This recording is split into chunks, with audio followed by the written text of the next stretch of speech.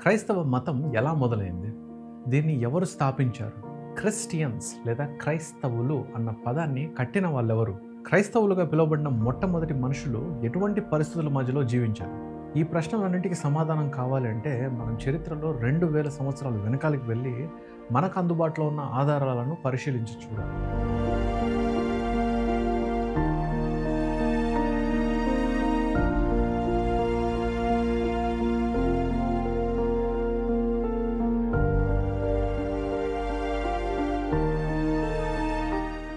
అది మొదటి శతాబ్దం. యేసును సిలువ వేసిన తర్వాత 3వ రోజు. రకరకాల భావోద్వేగాలతో యెరూషలేం నగరం మేల్కొన్నది. కొంతమంది దేవదూషకుణ్ణి సంహరించమని గర్వంతో ఉంటే, మరికొంతమంది మా అధికారానికి, మా ప్రభుత్వానికి ఎటువంటి ముప్పిక లేదని ప్రశాంతంగా ఉన్నారు. అయితే అన్నీ వదులుకొని యేసే మెస్సయ్య అని నమ్మి ఆయనను వెంబడించిన శిష్యులు మాత్రం యేసు తర్వాత తమకు ఎటువంటి గతి పడుతుందో అని ప్రాణ భయంతో దాక్కుని ఉన్నారు. ఈ పరిస్థితుల మధ్యలో కొంతమంది స్త్రీలు వేగంగా శిష్యుల దగ్గరకు వస్తారు. ఆ స్త్రీలు చాలా భయంతో వణికిపోతున్నారు. వాళ్ళ కళ్ళల్లో నీళ్లున్నాయి కానీ వాళ్ళ ముఖమంతా సంతోషంతో వెలిగిపోతుంది. వాళ్ళు యేసు సమాధి ఖాళీగా ఉందని, అక్కడ దేవదూతల్ని చూశారని, ఆ దేవదూతలు యేసు తిరిగి లేచాడని చెప్పినట్లు శిష్యులతో చెప్తారు. ఆ స్త్రీలు చెప్పిన మాటలు వెంటనే నమ్మలేదు కానీ కొంతమంది ధైర్యం చేసుకుని సమాధి దగ్గరికి వెళ్ళి వాళ్ళు చెప్పినట్టే సమాధి ఖాళీగా ఉండడం చూస్తారు. మరికొంత సమయం తర్వాత శిష్యులంతా కలిసి పరిస్థితిని అర్థం చేసుకోవాలని ప్రయత్నిస్తున్నప్పుడు మరొక స్త్రీ వారి దగ్గరకు వస్తుంది. ఇంతకుముందు స్త్రీల కంటే మరెంతో సంతోషంతో యేసును చూసినట్లు, ఆయనతో మాట్లాడినట్టు, తిరిగి యేసు కూడా ఆమెతో మాట్లాడినట్టు చెప్తుంది. ఇలా ఒక్క స్త్రీ చెప్పిన ఈ మాట రానున్న రోజులు, వారాల్లో వందల మంది చెప్తారు. వారు చూసి మాట్లాడడమే కాకుండా ఆయనను ముట్టుకున్నట్టు, ఆయనతో కలిసి నడిచినట్లు, కలిసి భోజనం కూడా చేసినట్టు చెప్తారు.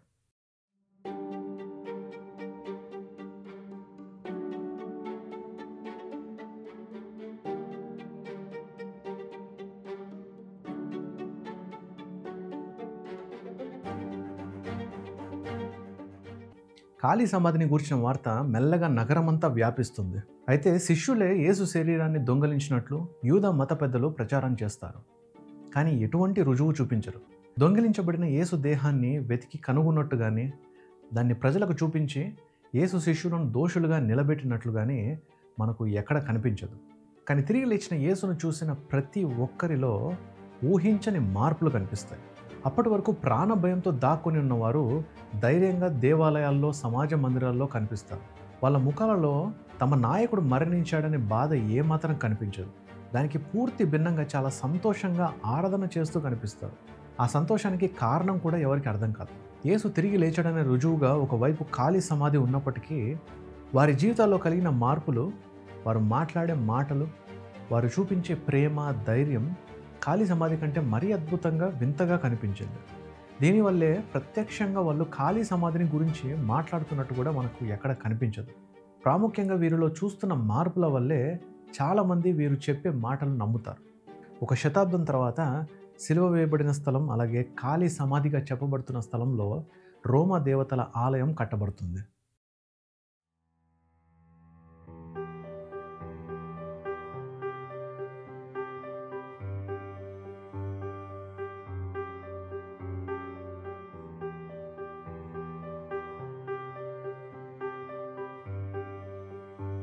కొన్ని వారాల తర్వాత యేసే ప్రవచింపబడిన మెస్సయ్య అని, గ్రంథాల్లో రాయబడినట్టు ఆయన మరణించి తిరిగి లేచాడని యేసు శిష్యులు ప్రచారం చేయడం ప్రారంభిస్తారు. ఇదంతా విన్న వాళ్ళు రకరకాలుగా స్పందిస్తారు. కొంతమంది వెంటనే వారు చెప్పిన విషయాలను నమ్మితే, మరికొంతమంది గ్రంథాల్లో వారు చెప్పినట్టు ఉందో లేదో పరిశీలించి తెలుసుకొని నమ్ముతారు. ఇక్కడే మనకు మొదటి సంఘం లేదా చర్చ్ అనేది పుట్టినట్టు తెలుస్తుంది. అయితే ఇలా నమ్ముకున్న వాళ్ళు మాత్రమే కాకుండా వీరు చెప్పేది పూర్తిగా వ్యతిరేకించిన వాళ్ళు కూడా ఉన్నారు. వారిలో కొందరు దేవదూషణ పేరుతో వీరిని మరణశిక్షకు అప్పగిస్తే, మరికొందరు యేసును ప్రకటించేవారిని, అలాగే యేసును నమ్ముకునే వారిని హింసించడానికి అధికారికంగా అనుమతులు పొందుతారు. ఇవన్నీ జరుగుతున్న యేసు వార్త వ్యాపించడం ఏమాత్రం ఆగలేదు. హింసించబడుతున్న వాళ్ళు వేరే ప్రాంతాలకు చెదిరిపోవడం, అక్కడ యేసును ప్రకటించడం, అక్కడి వారు యేసును నమ్ముకోవడం. చాలా తక్కువ సమయంలో యేసును నమ్ముకున్న వారి సంఖ్య వేలల్లోకి వెళ్ళిపోయింది. ఇందులో యూదా మత పెద్దలు, రోమా అధికారులు కూడా ఉన్నారు. మరీ విచిత్రంగా హింసించేవారు కూడా యేసును నమ్ముకొని ప్రకటించడం మొదలుపెట్టారు. ఇదంతా గమనిస్తున్న అధికారులు హింసించడం వల్ల ఎటువంటి లాభం లేదని తెలుసుకుంటారు. ఒకవేళ దేవుడే ఈ పరిస్థితులకు కారణమైతే దీనిని మనుషులు ఆపలేరని, ఒకవేళ మనుషుల వల్ల ఇదంతా కలిగిందైతే దానంతటా అదే ఆగిపోతుంది అనుకొని యేసును గూర్చిన విషయాన్ని పట్టించుకోవడం మెల్లగా తగ్గిస్తారు.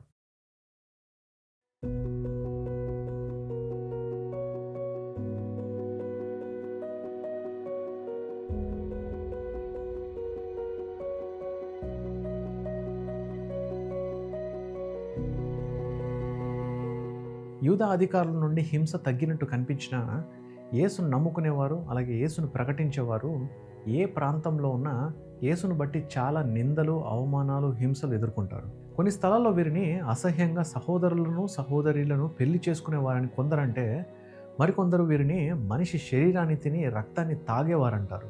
కొంతమంది వీరిని నాస్తికులనంటే, మరికొంతమంది వీరిని దేవుడు కాదు దేవుళ్లను పూజించేవారంటారు.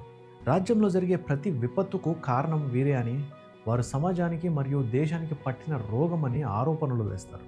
యేసును వెంబడించే వారిని అవమానిస్తూ ఒక పేరును కూడా పెడతారు. అదే క్రైస్తవులు లేదా క్రిస్టియన్స్. యేసును వెంబడించే వారిని సిగ్గుపరచడానికే ఈ పేరును పెట్టారు. కానీ సిగ్గుపడేలాగా చేస్తుందని పెట్టిన పేరు కాస్త వీళ్ళ విశ్వాసానికి బిరుదుగా మార్చుకుంటారు. ఇలా ఎటువంటి వ్యతిరేకాన్ని ఎదుర్కొన్నప్పటికీ యేసును మాత్రం విడిచిపెట్టలేదు. యేసు ప్రభువును నమ్ముకున్న వారిలో ఎవరికీ అర్థం కాని ఒక మార్పు, అలాగే సంతోషం కనిపిస్తుంది. యేసే ప్రవచింపబడిన మెస్సయ్య అని, గ్రంథాల్లో రాయబడినట్లు ఆయన చనిపోయి తిరిగి లేచాడన్న మాట నిజం అని బలంగా నమ్మడమే కాకుండా ఈ నిజం కోసం చనిపోవడానికి కూడా సిద్ధమవుతారు క్రైస్తవులు.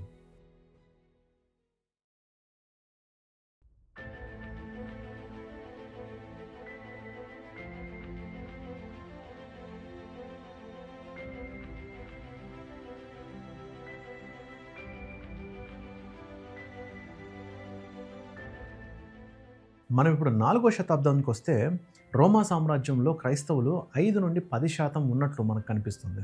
కానీ వారు రహస్యంగానే పెరుగుతూ వచ్చారు. ఈ కాలానికి వారు కొన్ని క్రమమైన పద్ధతులను పాటిస్తున్నట్టు మనకు కనిపిస్తుంది.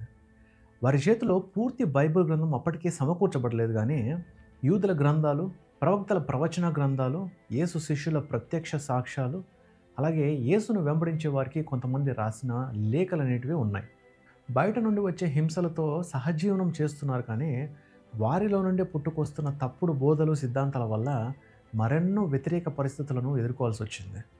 అందులో యేసు మరియు పరిశుద్ధాత్ముడి దైవత్వాన్ని తిరస్కరించే బోధలు, తండ్రి అయిన దేవునితో వీరిద్దరి సమానత్వాన్ని ఒప్పుకోని సిద్ధాంతాలు కూడా ఉన్నాయి. ఈ పరిస్థితుల్లో ఒక రోమా చక్రవర్తి యేసు ప్రభువుని నమ్ముకుంటాడు. దీనివల్ల క్రైస్తవ విశ్వాసం చట్టబద్ధమవుతుంది. అప్పటి వరకు రహస్యంగా ఇళ్లల్లో కలుసుకొని ఆరాధనలు, ప్రార్థనలు చేసే వారి కోసం ఇప్పుడు పెద్ద పెద్ద ఆలయాలు నిర్మించబడతాయి. ఈ ఆలయాలను చర్చెస్ అని పిలవడం మొదలు పెడతారు. రోమా సామ్రాజ్యం మొత్తం మత స్వేచ్ఛ, సహనం, సామరస్యం అనేవి బాగా వ్యాప్తి చెందుతాయి. క్రైస్తవ గ్రంథమైన బైబిల్ కూడా ఇదే సమయంలో అధికారికంగా సమకూర్చబడుతుంది. కానీ చాలా తక్కువ మందికి అది అందుబాటులో ఉంటుంది. ఒకవేళ బైబిల్ చదవాలంటే అందుబాటులో ఉన్నవారు చదివినప్పుడు లేదా బోధించినప్పుడు చేత్తో రాసుకోవడం ఒక్కటే దారి. అలాగే క్రైస్తవ సమాజంలో తప్పుడు బోధలను, సిద్ధాంతాలను చాలా వరకు అరికట్టినా కూడా కొత్తవి పుట్టుకురావడం, పాత బోధలు కొత్త పేర్లతో తిరిగి రావడం సాధారణ విషయం అయిపోయింది. 4వ శతాబ్దం వరకు 5 నుండి 10% ఉన్న క్రైస్తవులు 4వ శతాబ్దం మధ్యలో వచ్చేసరికి 30 నుండి 40% వరకు ఉన్నట్టు మనకు కనిపిస్తుంది. కానీ ఉన్న ఫలంగా ఇంతగా పెరిగిపోవడానికి కారణం ఏంటి? మొట్టమొదటిగా యూదుల గ్రంథాల్లో క్రీస్తు లేదా మెస్సియాను గురించిన ప్రవచనాలు, వాటిని సంపూర్ణంగా నెరవేర్చిన యేసు ప్రభు జీవితం, యేసు ప్రభు మరణించి తిరిగి లేచి తమకు కనిపించాడన్న శిష్యుల సాక్ష్యాలు, ఇవి విని నమ్మిన వారి జీవితాల్లో గొప్ప మార్పులు, ఎవరు ఇవ్వలేని, ఎవరు తీసివేయలేని ఆనందం అనేటివి ప్రధానమైన కారణాలు అని మనం అనుకుంటాం. కానీ బాధాకరమైన విషయం ఏంటంటే ఇప్పుడు మీరు విన్న ఏది కూడా అసలు ప్రధానమైన కారణం కాదు.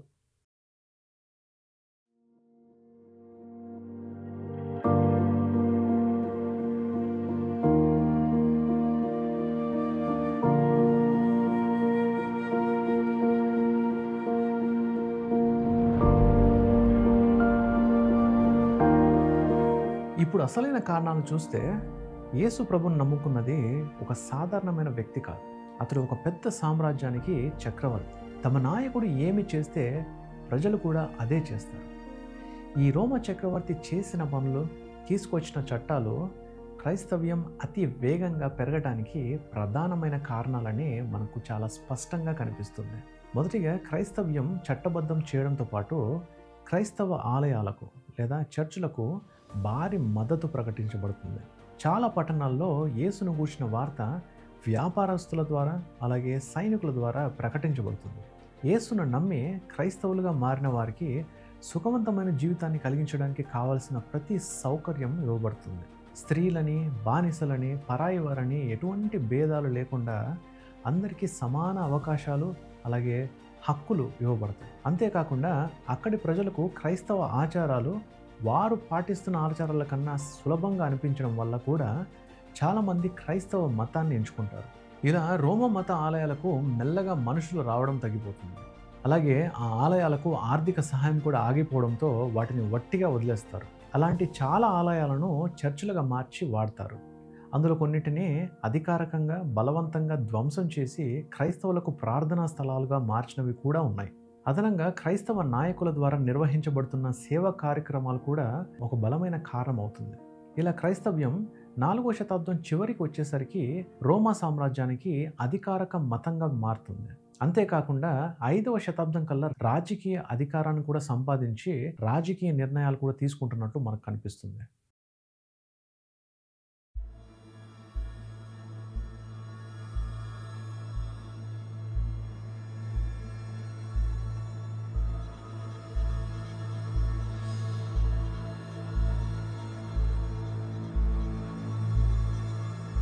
అధికారాన్ని రుచించిన కొంతమంది క్రైస్తవుల వల్ల, వారు తీసుకునే నిర్ణయాల వల్ల రాబోయే రోజుల్లో క్రైస్తవుల మీద, క్రైస్తవ మతం మీద గౌరవము ప్రశ్నార్థకమవుతుంది. అధికారంలో ఉన్న కొంతమంది మెల్లగా క్రైస్తవులు ఎప్పుడు వాడని కొత్త పద్ధతులను ప్రవేశపెడతారు. యేసు ప్రభు శిష్యుల నుండి వచ్చిన చాలా విషయాలకు తమ సొంత ఆలోచనలు కలుపుకొని వాటిని దైవ నిర్ణయాలని చెప్పుకుంటారు. వాటితో పాటు మరెన్నో చాలా తీవ్రమైన నిర్ణయాలు తీసుకోవడమే కాకుండా దేవునికి పూర్తి వ్యతిరేకమైన పనులు కూడా చేస్తారు. దేవుని పేరుతో యుద్ధాలను ప్రకటిస్తారు, మారణ హోమాలు చేస్తారు, బలవంతంగా మతాలను మారుస్తారు, మతాన్ని మార్చుకొని వారిని అతి దారుణంగా హింసించి నిర్మూలిస్తారు. పాప క్షమాపణ పత్రం పేరుతో అక్రమంగా సామాన్యులను దోచుకుంటారు. చేతబడి చేసేవారంటూ అమాయక ప్రజలను అన్యాయంగా చంపుతారు. యేసు ప్రభువును చంపిన వారిని తరమని యూదులని అతి దారుణంగా హింసించడం అలాగే చంపడం కూడా జరిగింది. అలాగే తప్పుడు బోధలు చేసే వారిని కూడా విడిచిపెట్టలేదు. ఇలా మరెన్నో అఘాయిత్యాలకు పాల్పడతారు. దేవుని పేరుతో అలాగే మతం పేరుతో చేసిన ప్రతి హింసాత్మకమైన పని చరిత్రలో క్రైస్తవ్యం మీద చెరగని మచ్చగా మిగిలిపోతుందన్న మాట చాలా బాధాకరమైన నిజం.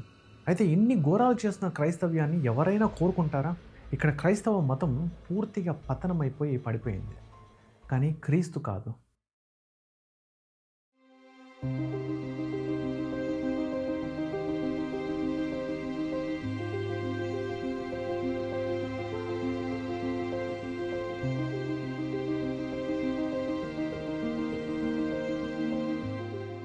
మతం అతి దారుణంగా దిగజారి పడిపోయిన సమయంలో యేసు ప్రభువును నిజంగా ప్రేమించి నమ్మిన వారు కూడా ఉన్నారు. వారి చేతిలో ఉన్న బైబిల్ గ్రంథమే వారికి పూర్తిగా విరుద్ధంగా ఉన్నట్టు కొంతమంది తెలుసుకుంటారు.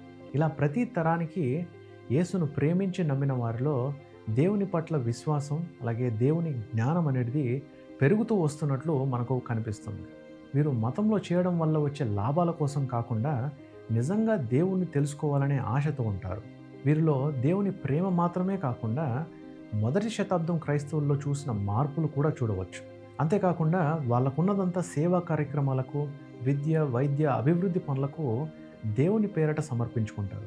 అలాగే వీరు అధికారంలో ఉండేవారు క్రైస్తవులైనా కూడా వారు తీసుకునే తప్పుడు నిర్ణయాలకు పూర్తి వ్యతిరేకంగా నిలబడతారు. అలా వ్యతిరేకించిన వారిని కొన్నిసార్లు బహిష్కరించడం లేదా మరణ శిక్షకు అప్పగించడం జరిగేది. అయితే వీరి వల్ల మతం మీద ఉన్న దృష్టి క్రీస్తు వైపు మళ్ళినట్టు మనకు చాలా స్పష్టంగా కనిపిస్తుంది. ఇలాంటి నిజమైన క్రైస్తవులు చేసే కొన్ని పనుల వల్ల ఈరోజు క్రైస్తవులు అని చెప్పుకునే ప్రతి ఒక్కరి దగ్గర పూర్తి బైబిల్ గ్రంథం ఉంది. అంతేకాకుండా బైబిల్ను సరైన విధానంలో చదివి అర్థం చేసుకోవడం అలాగే సరైన బోధలను, సిద్ధాంతాలను గుర్తించగలిగే జ్ఞానం కూడా అందుబాటులో ఉంది. వీటన్నిటికంటే ముఖ్యంగా దేవుడు ఎలాంటి వాడు, ఆయనను ఎలా తెలుసుకోవాలనే ప్రశ్నకు సమాధానం కూడా ఉంది. అయితే ఇప్పుడు చివరిగా ఒక ప్రశ్న. 4వ శతాబ్దంలో క్రైస్తవ్యం వైపు మనుషులు ఆకర్షించబడ్డారంటే దానికి బలమైన కారణం ఉన్నట్టు మనకు తెలుస్తుంది. కానీ మొదటి శతాబ్దంలో ఇవేవీ లేవు. దీనికి పూర్తి విరుద్ధంగా ఎటువైపు చూసినా అవమానాలు, హింసలు, ప్రాణాపాయాలు. కానీ అప్పటికీ మనుషులు క్రైస్తవులుగా ఎందుకు మారారు? అన్ని శతాబ్దాల వరకు ఎలా కొనసాగుతూ వచ్చారు? ఈ ప్రశ్నకు సమాధానం మెస్సయ్య అనబడిన యేసు ప్రభు అని ఎటువంటి అనుమానం లేకుండా చెప్పవచ్చు.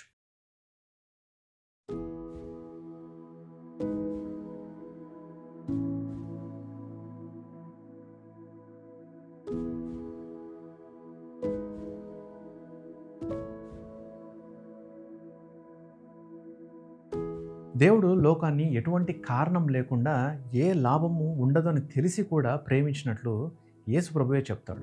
అయితే ఆ ప్రేమను ఎలా రుజువు చేసుకున్నాడన్న ప్రశ్నకు యేసు ప్రభువే తన ప్రాణం పెట్టడం ద్వారా సమాధానం ఇస్తాడు. మొదటిగా దేవుడు పరిశుద్ధుడు. కానీ దేవుని దృష్టిలో మనము అవిధేయత చూపించిన పాపులం, మన సొంత సుఖభోగాలకు బానిసలం. వీటన్నిటి వల్ల దేవుడితో మనకున్న సంబంధం తెగిపోయింది. ఒకరోజు దేవుడి నుండి పూర్తిగా దూరం అయిపోవాలి. కానీ దేవుడు మనల్ని ప్రేమించాడు. మనం తిరిగి ఆయనతో సంబంధం కలిగి ఉండాలని కోరుకున్నాడు. కాబట్టి యేసు ప్రభువుగా ఈ లోకానికి వచ్చాడు. అలా రావడం వల్ల దేవుడికి విధేయత ఎలా చూపించాలో నేర్పిస్తాడు. మన పాపాలకు శిక్ష తాను భరించాడు. అలా భరించడం వల్ల ఏమీ ఆశించకుండా, కారణం లేకుండా ఇతరులను ఎలా ప్రేమించాలో నేర్పిస్తాడు. దేవునికి విధేయత చూపించి ఇతరులను, శత్రువులను సహా ప్రేమించిన యేసు ప్రభువును దేవుడు మరణం నుండి తిరిగి లేపి తనతో కూడా కూర్చుండబెట్టుకుంటాడు. ఇది నమ్మి యేసు ప్రభులాగా జీవించిన వారిని కూడా దేవుడు తిరిగి లేపుతాడన్నది క్రైస్తవుల గట్టి నమ్మకం. వారి దృష్టిలో ఇది నిజం. ఈరోజు క్రైస్తవులుగా ఉండడం అంటే దేవుణ్ణి సరిగ్గా తెలుసుకోవడం, అలాగే తమ జీవితాలతో యేసును అందరికీ చూపించడం. తిరిగి లేచిన యేసును చూసిన ప్రతి ఒక్కరిలో దేవునికి విధేయత కనిపిస్తుంది. శత్రువులను కూడా ప్రేమించగలిగే మనసు కనిపిస్తుంది.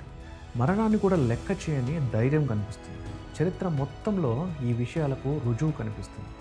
ఇది విని నమ్మిన వారిలో కూడా అదే మార్పు కనిపిస్తుంది. మెస్సయ్య వస్తాడని, మనుషుల పాపాల కొరకు చనిపోతాడని, దేవుడు ఆయనను తిరిగి లేపుతాడని యేసు పుట్టుకకు ముందే గ్రంథాల్లో రాయబడినట్లే యేసు క్రీస్తుగా ఈ లోకంలో జీవించాడని చరిత్రలో మనకు రుజువు ఉంది. రాయబడినట్టే ఆయన మరణించాడన్న మాట కూడా చాలా స్పష్టంగా చరిత్రలో మనకు రుజువు ఉంది. కానీ దేవుడు ఆయనను తిరిగి లేపాడన్న మాటకు రుజువు మాత్రం ఈరోజు కూడా మన కళ్ళ ముందే సజీవంగా ఉంది. అదే ఈ క్రైస్తవ ప్రపంచం.